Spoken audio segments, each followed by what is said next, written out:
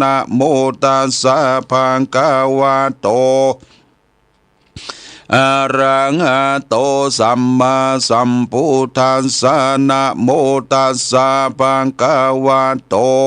อะระหะโตสัมมาสัมพุทธัสสะนะโมโลกะนาตาเตมิญาชะนังกาสามะปุริตัตตะมโหสันตาจันทากุมาริมาสิทธิมาราสุนชลาจัตถาปะเวเวเวิร์ดเวิร์ดจนจิตุรากาอายไก่เหลือเก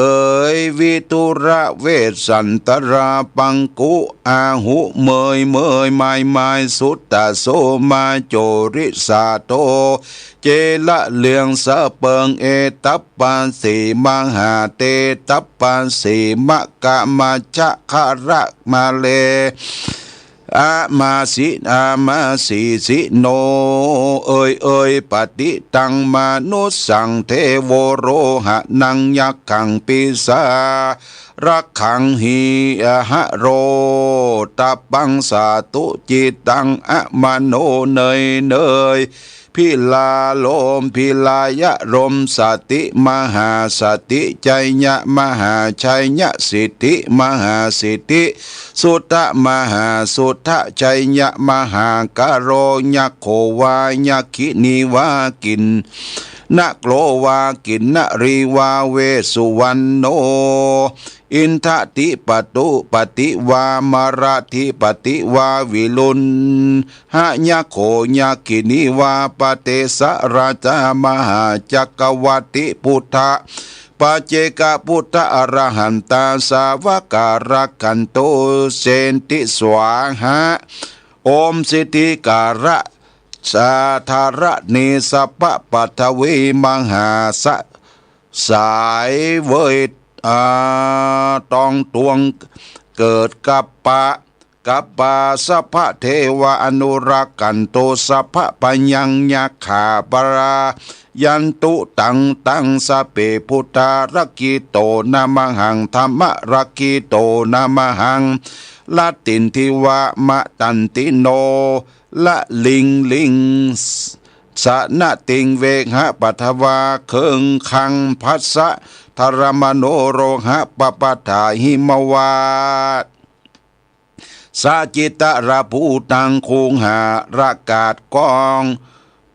ต้องจักรวาลราคากุรุทัสสะสมุททังเขาไกลาดมะเมยนะมะเมยมะมิมะไมายอายฟ้าละลายเกิดหมอกทกสรอกคิลิกิติกิตา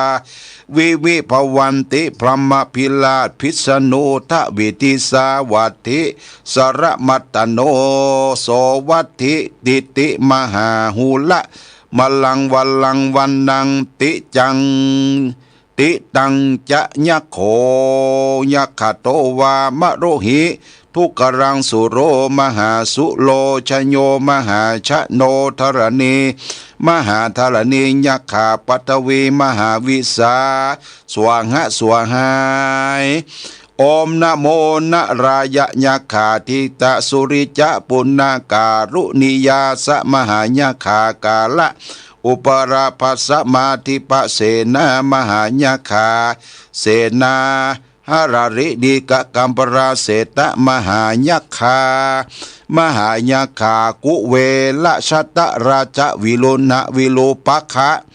มหายักขาธารณีปิงคะเศโทมหานาโคจันทสุริยะพรหมอินตามหาเทโวสวหะทักกะมหาไอส่วนพรหมพิลาทุนภิกราวีนกนางหงเฮยหางปักหางปกไปต่ำค่ำคืนปะทะตระพองอ่องสิทธิมาระมหาสิทธิมาระอินทาวรุณังมหาอินทาวรุณังยะเหิงสิทธิธนะมารปะเตละเลิกเพิกพ้นความจักวราวุธพารุโสเคลันตะเรอาระวะเกสัมพิเจโตมหาพิเจจ จตุตันตินะจักาวสติตินามาเยนะมหาคาสวงหะสวงหายะโอมนะโมสิทธิการะวิลายะรัตปัสสะนัทรัตนัตยระสัตตุมัญชราภวิตหาตามัตยตะจตุมาราปะระยานังจตุมาระยาราวิจานะมุกะสันตยะมหาโพธิมูลานินทิยาจตุบรภาปรายะนังจตุมารภามายวิละนเนกาเทวตายะสัปปริวารายะอิมังสันตังอาสัตตตยะหนะทัตตาหันตะตะคาปัจจะปัจจะมาระมรณังสัพพสัตตุวินาสันตุสัพพญาคาภูมิปันธารักขันตุภูตะพันตายักขะพันตาปิสาจะพันตาเทวัสสะพันตามหาเทวัสสะพันตาอ่องเหิงพุทธสวงหายโอมนะโมสิติเกจิรายันตุนามะพหายาสันติติกายุกายาจะยะธรรมะสัพพะคตะสัพพะพุทธสะสวงหายโอมสติสะพระมเทวติภรวสิติสวงหายปัทวีปรสุนละทิสัพปัญโยโพธิมันทรังอาสังเคยโยมระเสนาชัยโยชยันติปรกัมมังมหังสามิสัพพสัตโตวินาสันติสวงหายะโอมนะโมนะเมตไตโยเตสังเสสิเตสังมหาอิสิเตชังปุริสะเตสังมหาปุริสะเตชังอิมายะสัพพโรกาสวหายะสกัตตวมหาละพังมหาโพคังมหาภะมหายะสังมหาปริวารังสัมปันนังอุตมะรูปวรังพรังอาหาสะคุณวัตตาอนันตาคุณังอรุขันตุปริชัยยะวัฏาวัจติโอมสิทธิสวงหายโอมนะโมสัมพุทโธโพธิบัลลังเกนิสิทธิพุทธปุโตทานศีลวาสหัจวิริยะขันติยวาสัจจะอธิฐานเนนะวาเมตตาอุเบขายะวาอาลวะยะมะทิลวะโทสะสะมัตตวาปุปนิสายะทัสสะปรมิโยตังรักขันตุอาคณายะติสายะทัสสะปรมิโยตังรักขันตุทักขินายะติสายะทัสสะปรมิโยตังรักขันตุอาระติสิสายะทัสสะปรมิโยตังรักขันตุปัจฉิมายะติสายะทัสสะปรมิโยตังรักขันตุพยพยาติสายะทัสสะปรมิโยตังรักขันตุอุตราติสายะทัสสะปรมิโยตังรักขันตุอิสานาทิสายะทัสสะปรมิโยตังรักขันตุเหติมายะทิสายะทัสสะปรมิโยตังรักขันตุภูมะทิสายะทัสสะปารมิโยตังรักขันตุสัพพะทิสายะทัสสะปารมิโยตังรักขันตุสัพพะทาสักกะตัวพุทธรัตนังโอสัตังโอตมังวรังหิตังเทวมนุสานังพุทธเตเชนาโสตินานัสสันตุปัตตวาสัพเพทุกขาวุปสเมนตุเตสักกะตัวธรรมรัตนังโอสัตังอุตมังวรังปริลาหุปสัมมนังธรรมเตเชนาโสตินานัสสันตุปัตตวาสัพเพพญาวุปสเมนตุเตสักกะตัวสังฆรัตนังโอสัตังอุตตมังวรังอาหุนายังปาหุนายังสังฆเตเชนาโสตินานาสันตุปัตตวาสัพเพโลกาวุปสัมเมนตุเตนัตถิเมสรนังอัญญังพุทโธเมสรนังวรังเอเตนะชัจวะเจนะหุนตุเตจยมังกลังนัตถิเมสรนังอัญญัง ธัมโมเมสรนังวรังเอเตนะชจวะเจนะหุนตุเตจยมังกะลังนัตถิเมสรนังอัญญังสังโฆเมสรนังวรังเอเตนะชัจจวะเจนะหุนตุเตจยมังกะลังพุทโธมังกลาสัมพุทโธสัมพุทโธติปตุตตโมพุทธมังกลมากัมมาสัพพะทุกขาปมุญจเลธัมโมมังกลสัมพุทโธกัมบิโลตุตตาโสอนุธรรมะมังกลมากัมมาสัพพะภัยญาปมุญจเลสังโฆมังกลสัมพุทโธวรตกินายโยอนุตตโรสังฆมังกลมากัมมาสัพพะโลกาวุปสมเมนตุเตภวันตุสัพพะมังกรังละขันตุสัพพะเทวตาสัพพะพุทธานุภาเวนะสัทธาสุทิงภวันตุเตภวันตุสัพพระมังกลังละขันตุสัพพะเทวตาสัพพะธรรมานุภาเวนะสัทธาสุติงภวันตุเตภวันตุสัพพะมังกลังละขันตุสัพพะเทวตาสัพพะสังฆานุภาเวนะสัทธาสุติงภวันตุเตอโรคยาปรมาราภาสันตุติปรมังทานังวิสาสาปรมายาตินิพพานังปรมังสุขังญาติโยมท่านสาธุชนอันนี้เป็นกรรมสูตรถอนมหาตูปหลวงแก่คืดแก่ซาแก่เสนียดจันไรไล่ไข้โควิด-19 ออกไปจากบ้านจากจองจากเคหสถานบ้านจ้องของพ่อแม่พี่น้องศรัทธาญาติโยมไปต่อไปนี้เขาก็จะได้อยู่สุขวันใจโรคภัยไข้เจ็บบ่มาเบียดเบียนคือสุขกายสุขใจอยู่กับลูกกับหลานกับพี่กับน้องกับสังคมมนุษย์เฮาได้กินได้ทานได้รักษาศีล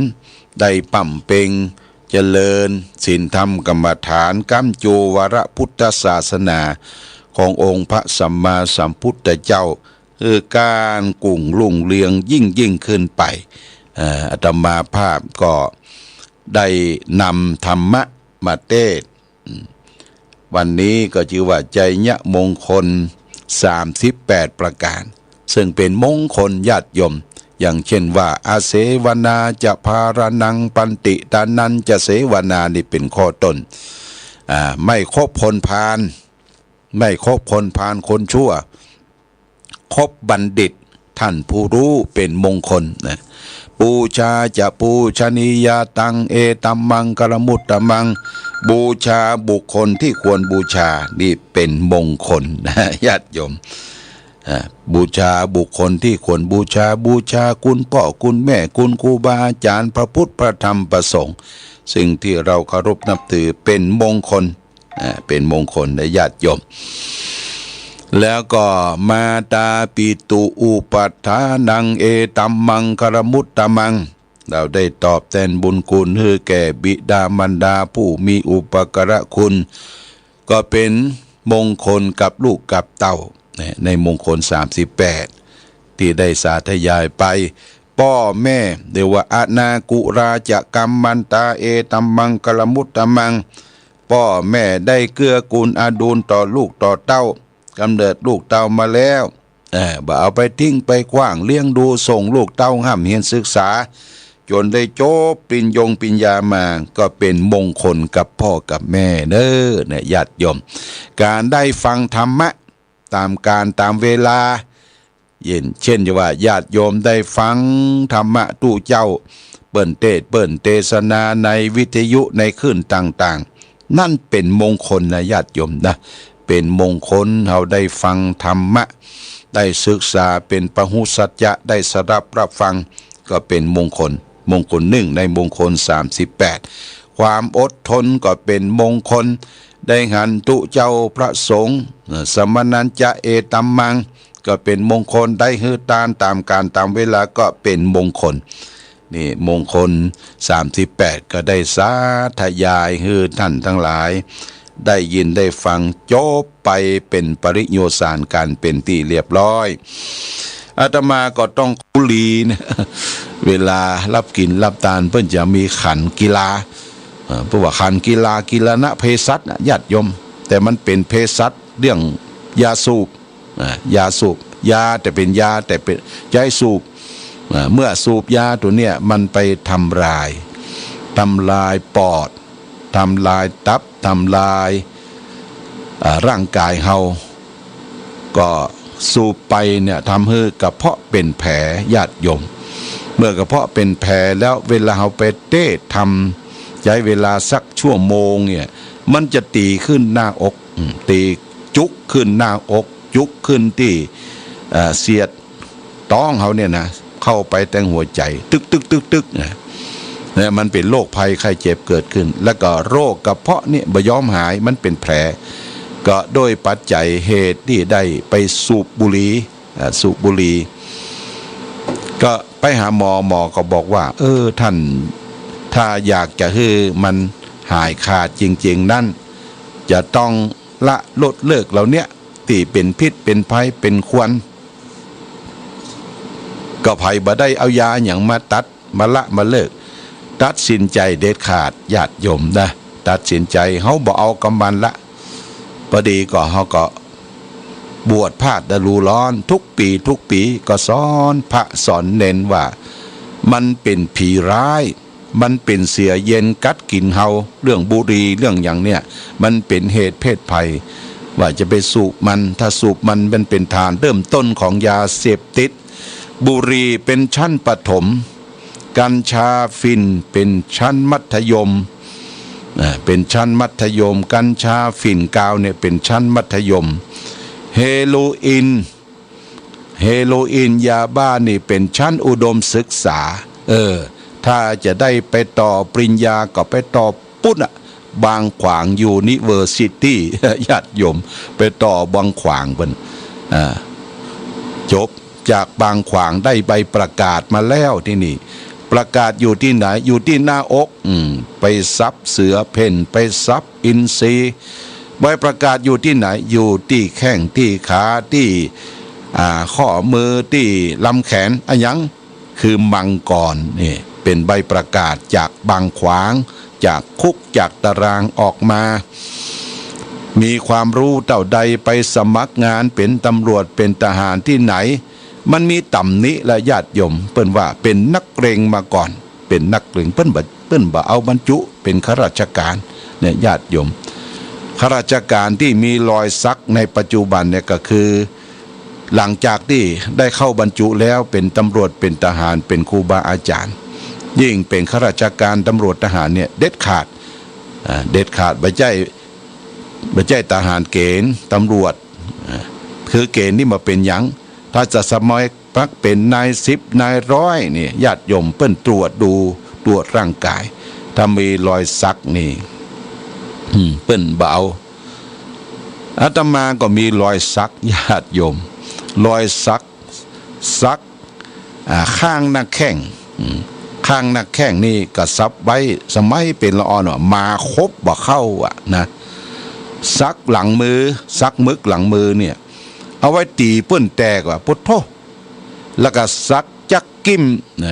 มใส่ปืนแขนเนี่ยเป็นว่าเป็นมหาเสน่ห์คนทักคนหุมญาติโยมอันนี้สักสมัยเป็นละอ่อนก่อนเป็นขยมนะบ่ฮู้ว่าเปิ้นสักเปิ้นก็สักไปพอบวชเป็นพระเป็นเณรญาติโยมนะสักหน้าอกด้วยนะสักหน้าอกด้วยเรียกว่าสัก9ยอดสัก9ยอดข้ามมีดข้ามปืนพอเป็นพระเป็นเณรใหญ่ขึ้นมาเนี่ยไปห้ำเรียนหนังสือศึกษาในกรุงเทพกรุงนาก็ไปเฮือเปิ้นเฮามีรอยสักนุ่งจีวรก็ต้องปกต้องตุ้มต้องห่มบ่ฮือเปิ้นได้หันเป็นปมด้อยนะญาติโยมแต่ก่อนเนี่ยเป็นปมด้อยแล้วก็คิดอย่างใดว่าจะเอารอยสักนี่ออกแล้วก็แต่ก่อนนี่ไปเฮียนก็คิดจะศึกขาราเพศไปเป็นตำรวจไปสอดตำรวจดับเพลิงที่นิยมกันก่อนไปอยู่กรุงเทพก็ไปลบรอยสักญาติโยมลบรอยสักก็ที่เปิ้นลบน่ะเปิ้นเอาสารเคมีอย่างมาซักลบ โอ้จนมือนี่ปองมองแขนปองยังปองแต่มันก็บ่หายเสี่ยงสุดท้ายก็เป็นแผลเป็นนะแผลเป็นเกิดขึ้นที่หลังมือเกิดขึ้นที่ต้องแขนเกิดตึงที่หน้าอกเป็นเป้าเป็นแผลเป็นการไปลบรอยสักภาษาอังกฤษเรียกว่าแทททูไปลบรอยสักแต่ก่อนนี้เปิ้นมาเอาเปิ้นเฮาจะศึกษาราเพศไปสอบตำรวจทหารนี่มีรอยสักเปิ้นบ่เอาเปิ้นถือว่าเป็นนักเลงมาก่อนบัดเดี๋ยวนี้เปิ้นนิยมสักกันที่สักกันก็นักฟุตบอลพ่องนักมวยพ่องบอกว่านักมวยต่างชาติต่างภาษามาตีมวย3ยกที่เขาดูกันถึงวันเนี่ยวันอาทิตย์ก็ดีวันทุกวันมันออกเนี่ยญาติโยมซับอย่างจักโตลายโคโลญาติโยมบอกว่าฝรั่งบังค่านักมวยก็จะหันแตกอยู่นะตีกันไปก็แตกอยู่บ่ข้ามสักถ้าจะเอางามเอาเฉพาะนี่ก็บ่ควรที่จะให้ลูกคือหลานได้ไปซักลายนะญาติโยมนักฟุตบอลพ่องนักกีฬาเนี่ยเปิ่นไปซักกันแต่คนเฮาในหันชมภาพยนตร์พอหนังตะกอนเนี่ยคนที่จะเป็นตัวร้ายตัวกงจะต้องมีรอยสักมีรอยสักถ้าเป็นพระเอกแล้วมันมีรอยสักพระเอกที่ต้องกำยำร่ำสันแข็งแรงสูงใหญ่บึกบึนเนี่ยคนที่เป็นพระเอกต้องเป็นกล้ามเป็นมัดอย่างสมบัติเมธานีอย่างนี้ก่อนนะเนี่ยเพิ่นมามีรอยสักนี่เป็นพระเอกเนี่ยญาติโยมเพราะฉะนั้นถึงเรื่องนี้ว่าคนเฮาเมื่อถึงเวลาที่เฮาจะประพฤติปฏิบัติเข้าวัดเข้าวาจำศีลภาวนาเพื่อจะสร้างเสริมบุญบารมีให้เกิดขึ้นกับตนกับตัวก็พึงลดละสิ่งที่เป็นอบายมุขต่างๆในช่วงเทศกาลเข้าพรรษาถ้าเอาที่ฐานจิตด้วยตนเองเนี่ยบ่ต้องไปบนบ้านศาลกล่าวว่าข้าไม่เอากับมึงแล้วบ่เอาละเรื่องเหล้าเรื่องยาเรื่องการเสพเรื่องบุหรี่บ่เลยบ่เอาละตัดสินใจได้ขาดเมื่อเฮาละจากสิ่งเหล่านั้นอย่างบุหรี่เนี่ยญาติโยมมันมีอานิสงส์เกิดขึ้นมากมายโรคภัยไข้เจ็บก็หดหายไปบ่เป็นหวัดบ่เป็นไข้อย่างได้ง่ายโรคภัยไข้เจ็บบ่มีระบบการหายใจเข้าออกเนี่ยดีมากญาติโยมเด้อการหายใจเข้าออกนี่ดีมากร่างกายกระปี้กระเป๋าเพราะเฮาละสิ่งที่เป็นเสือเย็นกัดกินเราก็คือบุหรี่ เมื่อบวชมาเทศธรรมแต่ก่อนนี้มักจะไปเทศธรรมตัณหาสามเงาพ่องเทศธรรมที่เปิ้นตั้งฮือเทศมหาราชพ่องยังพ่องเนี่ยญาติโยมประเทศเข้าไปเนี่ยมันต้อนหัวใจตึกบ่ไหวอานิสงส์การสูบบุหรี่ว่าการเทศพิเศษนะวันนี้นะถ้าใส่การเทศมันจะคาถาปลาช่อนนี่มันก็จะปิดขึ้นมาจะดึงฟ้าดึงฝนตกลงมาทั่วบ้านทั่วเมืองอย่างคราวเมื่อปีก่อนเทศลงมาบอกกองเทศจบฝนทะทังหลังลงมาหลวงพ่อพระครูปฏิทานธรรมทินพระธาตุจอมพอ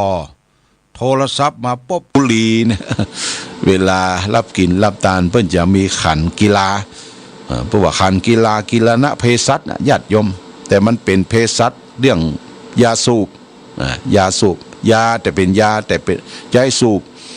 เมื่อสูบยาตัวเนี้ยมันไปทำลายปอดทำลายตับทำลาย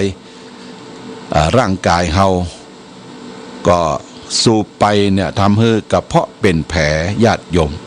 เมื่อกระเพาะเป็นแผลแล้วเวลาเฮาไปเทศทำใช้เวลาสักชั่วโมงเนี่ยมันจะตีขึ้นหน้าอกตีจุกขึ้นหน้าอกจุกขึ้นที่เสียดต้องเฮาเนี่ยนะเข้าไปแต่หัวใจตึกนะมันเป็นโรคภัยไข้เจ็บเกิดขึ้นแล้วก็โรคกระเพาะเนี่ยบ่ยอมหายมันเป็นแผลมีห้องน้ำในตัว แล้วก็มีกุฏิที่พักที่ปฏิบัติกรรมฐานอย่างวัดใหญ่ๆเนี่ยเปิ้นมีเพียบพร้อมนะวัดพระบาทอุดมน้ำบ่อสวานี่ก็บรรจุได้ประมาณสัก50 คนเนี่ยที่จะนอนจองนอนวัดนะมีกุฏิมีที่พักไป